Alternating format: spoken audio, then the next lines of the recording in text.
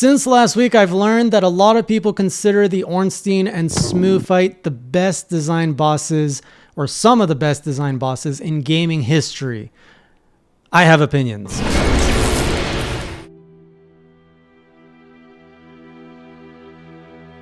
Fist the Sun, welcome back to another Dark Souls journal as I descend into darkness and become hollow myself.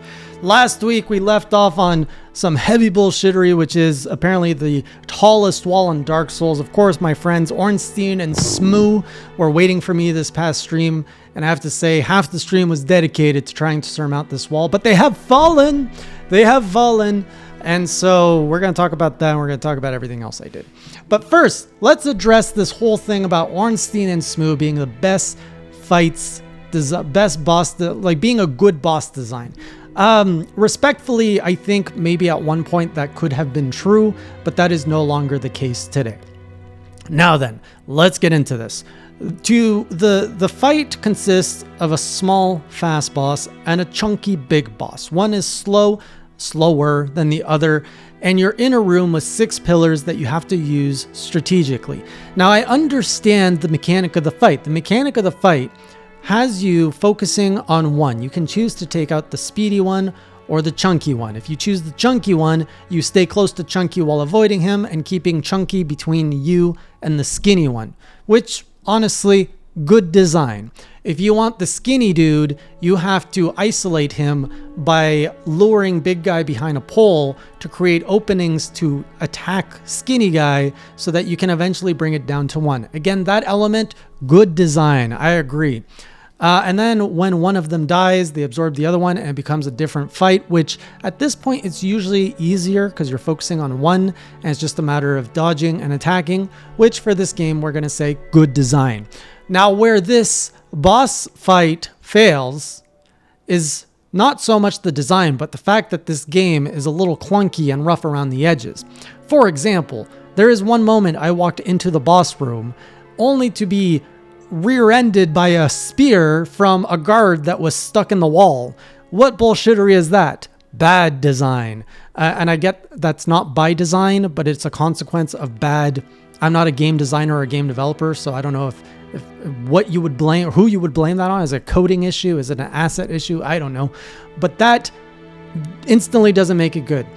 Also, it's 2021 and fighting with the camera on top of the bosses, bad design. Now, you can forgive this game for being a game from the early 2000s when cameras weren't great. Yeah, absolutely, I can forgive that.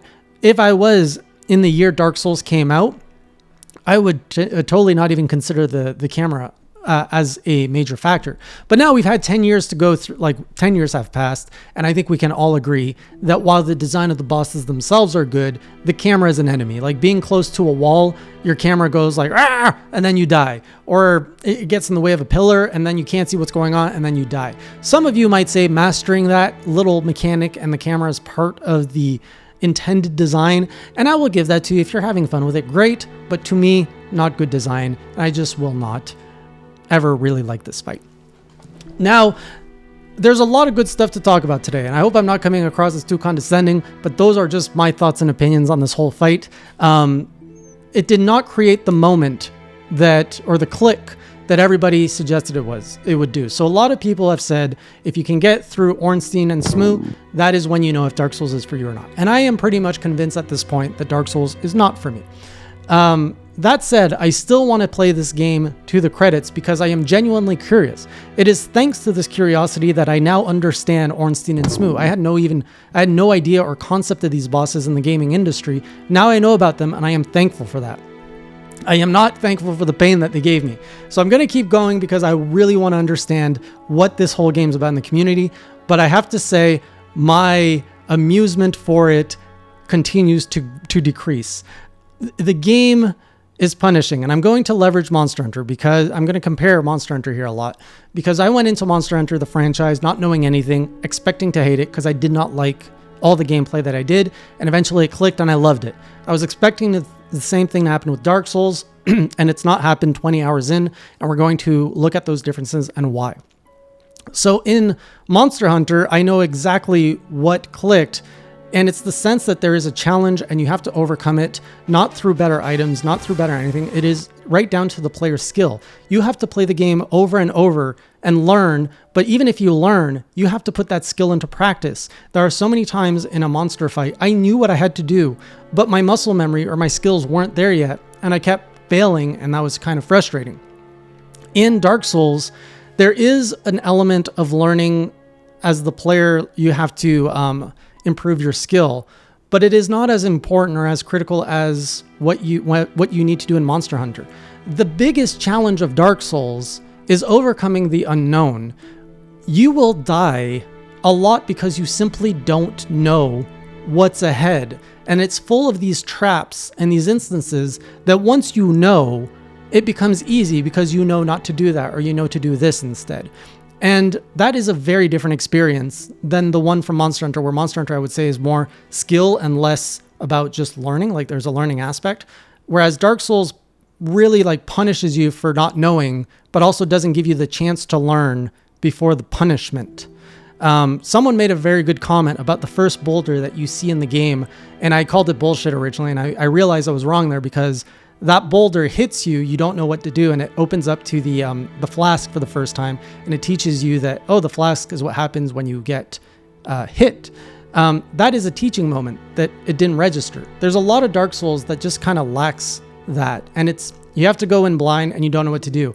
And there's so much to this game that I find, as a player who I don't have a lot of time to spare, does not respect my time, simply because there's all these like NPC quests, and there's a lot of things you just don't know. Like, for example, I picked the binoculars at the beginning of the game. Those are completely useless. Sometimes I answer things to NPCs that affect the story and the experience drastically without me knowing. For example, killing the guy at the beginning. And these decisions have consequences, and there is absolutely no way as a new player that you can experience that. And maybe that's what some people enjoy and love about this. But I simply find it frustrating that you have to like invest. So for example, if I did something 5-10 hours into the game that like set the game on a certain path, I can't undo that without restarting the whole game, which means I've just lost 5-10 hours to gain that nugget of knowledge. I don't like that. I don't like when a game does not respect my time like that, which is another reason I have troubles with retro games. So all that to say, Dark Souls 1 is not creating the click I was hoping for. And specifically with Ornstein and Smoo, even when I compared that challenge to some of my greatest Monster Hunter challenges, I was getting more frustrated and angry at the fight. Whereas the Monster Hunter challenges, I was getting adrenaline rushes from the fights, and I was getting motivated. And specifically when I overcame the wall, I would get adrenaline rushes. When I overcame Ornstein and Smoo, I just felt relief. I didn't even feel accomplished. It didn't feel good to kill them. I'm just like, finally, one other BS out of the way. So probably not what you want to hear if you're a fan of Dark Souls, but those are my genuine thoughts and experiences, and that's just how I'm experiencing this game. Now, I hear Dark Souls 3 is a lot kinder, maybe to a new player, and fixes a lot of the troubles in Dark Souls 1. So I am curious to go see what Dark Souls 3 has and how different it is, and if maybe that's going to click better. I'm not going to pledge to do anything there. I'm just going to go try it after we are done with Dark Souls 1. So anyways, after Ornstein and Smoo, I met the lady with the amazing chest, as everyone would like to describe. And she gave me, or this is Guinevere. Yeah, she gave me the Lord Vessel, which is like, plot element. We finally get to progress the plot. And now we can warp to bonfires, which I'm like, oh my God, this is an amazing thing for this game. The fact that I can finally warp, that made the Ornstein and Smoo fight, it's a really good reward for the relative to the difficulty of the fight. Like, that is the type of reward you want to give in Dark Souls, and it's relative to the challenge. Like, this was a great challenge, but it was also a great reward. So being able to jump around bonfires, game changer. Like, finally I felt hope. I felt positive energies from this game. It's crazy. So we went back there. I had the soul of the Firekeeper, so we relit the Firelink Shrine. Like, this was just positive vibes, one after the other, after all that negativity. And now we're progressing the story where the big snake man ate me, took me down. We put the vessel on a pot. We lit a fire. Now he's like, now you got to fill this with Lord souls. I was like, oh, okay, this is a whole part, like, this is a whole different part of the game. First, we proved ourselves by ringing bells. Then we got a soul vessel. Now it's time to go kill, like, 4 lords, put their souls in here to open a door to what I expect is going to be a greater lord. I like knowing this. Like, this plot, now that I'm understanding it a little bit better, it's honestly kind of cool. So, I don't know where these lords are, so I go to the only place I have not explored yet, which is New Londor Ruins. And apologies for last journal, I called an Orlando New Londo. No, we discovered the real New Londo, and it is depressing. So I went down there for the first time, finally went across the bridge into this land with my armor that lets me roll a lot, and I got wrecked by ghosts. Had to learn about Curse, which was another challenge to overcome, and we had to poise up because I was getting slaughtered by all these huggy ghosts, and it was creepy. I didn't like it. It's dimly lit. So we got Poise Boy up so that the ghost couldn't punch us around, and I killed all the ghosts in the area until I died and had to do it over again. After a while, I did manage to get the water down in that area, and that let me bypass most of the ghosts to explore like where we cleared the water. And now I'm dealing with wraiths, which is a whole different level of humanoid combat, and some slime things which are absolutely disgusting, but it seems like they don't respawn. So I'm all about monsters that don't respawn in this game. I ran through a horde of monsters and fell down this massive pit, but I hadn't equipped a ring, so it's like the void has consumed you or something. I was like, oh man. And I actually understood this part where they're like, oh, there was this old knight who was able to like cross into the void or something. And I was like, hey, that name sounds familiar. That's the guy. We visited his grave and his dog was there.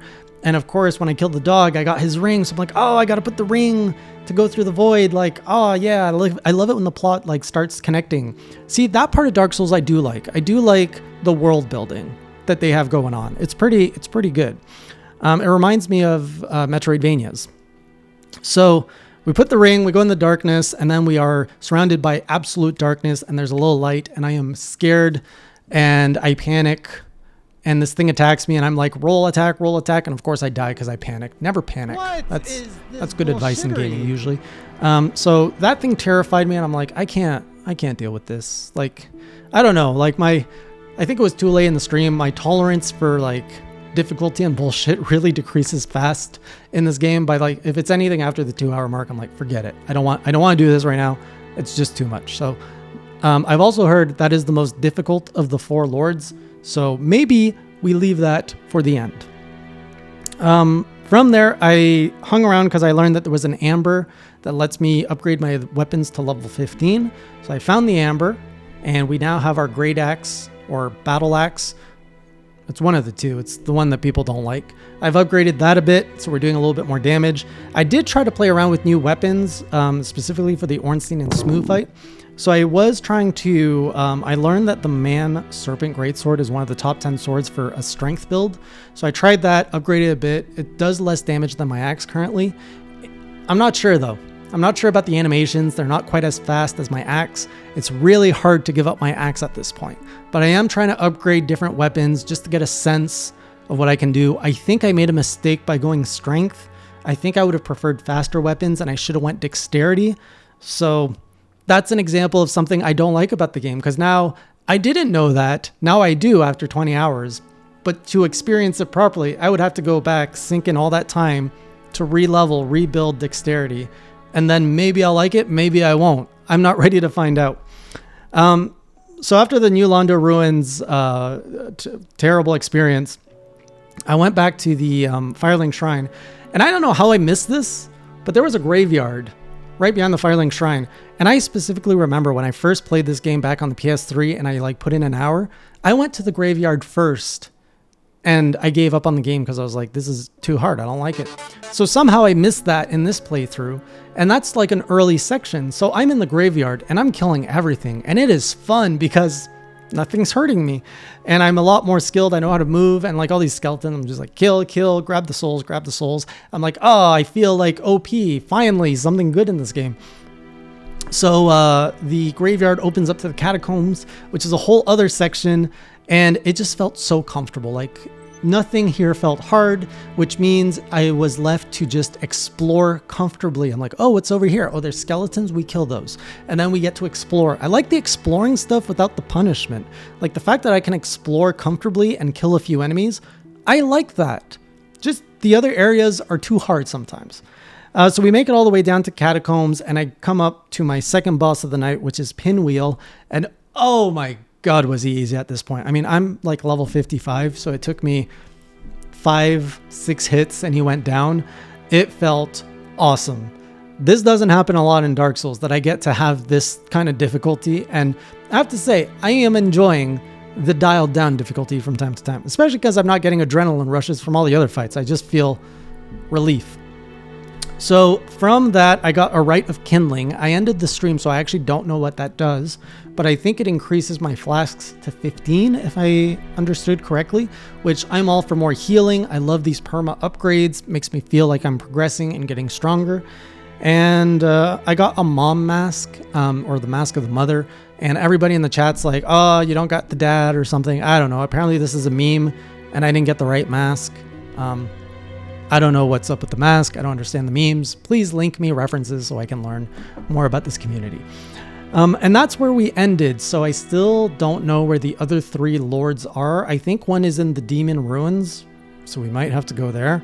And then there's 2 others. I think there was one in the graveyard, which is why I went there, but I didn't find it. So, and then the 3rd one, I don't know where they're at either. So I'm going to learn where they are. We're going to try to knock down some lords next week, maybe 1 or 2. And we're getting that much closer to the credits of this game. And I'm getting at least what I wanted out of it, which is understanding Dark Souls. And I understand it more than ever now. And when this is all done, I'm probably going to check out a lore video, because I am interested in understanding how this world is all connected and what happened in it and who's who and what happened. So that's it for my updates now. I'll see you on the next Dark Souls journal. And until next time, keep it classy.